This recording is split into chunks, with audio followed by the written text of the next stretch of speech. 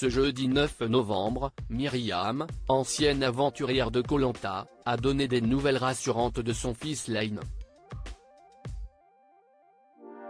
Son fils a été hospitalisé dans la nuit du 1er au 2 novembre dernier, après une forte douleur à la jambe gauche. En 2021, les téléspectateurs faisaient la connaissance de Myriam et Thomas sur le tournage de Koh Lanta.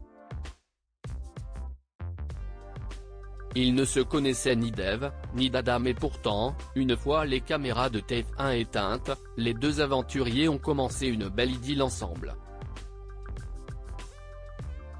En 2022, le couple qui participe aux 50 sur W9, a donné naissance à un petit Lane. Malheureusement, dans la nuit du mercredi 1er novembre, le couple a pris la parole sur Instagram pour annoncer que leur bébé âgé d'1 an n'arrivait plus à marcher, ni à se mettre à quatre pattes. Face au désarroi de leur enfant, les deux tourtereaux ont transporté le garçonnet aux urgences. Difficile de cerner le problème quand les enfants ne parlent pas, écrivait l'ancienne aventurière de Koh Lanta. Auscultation, radio de la hanche, prise de sang, le petit garçon a passé la nuit à être examiné, mais sans succès. Ce jeudi 9 novembre, Myriam est sortie du silence, 8 jours après l'hospitalisation de son enfant. L'enfant de Myriam et Thomas hors de danger il y a quelques heures, la candidate des 50 sur W9 a apporté des nouvelles rassurantes de son bébé dans sa story Instagram. Les amis, on vient de sortir de l'hôpital et le bilan est positif.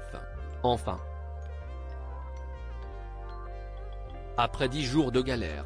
Son taux d'infection est redevenu normal, a-t-elle fait savoir à ses followers, inquiets de ne pas avoir eu de nouvelles de la jeune femme pendant plusieurs jours sur Instagram.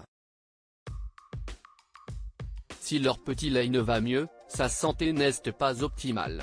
Bon, il ne marche pas comme avant de tomber malade, mais ça évolue bien, il pose le pied au sol maintenant et on voit qu'il souffre moins, a essayé de relativiser la candidate de télé-réalité.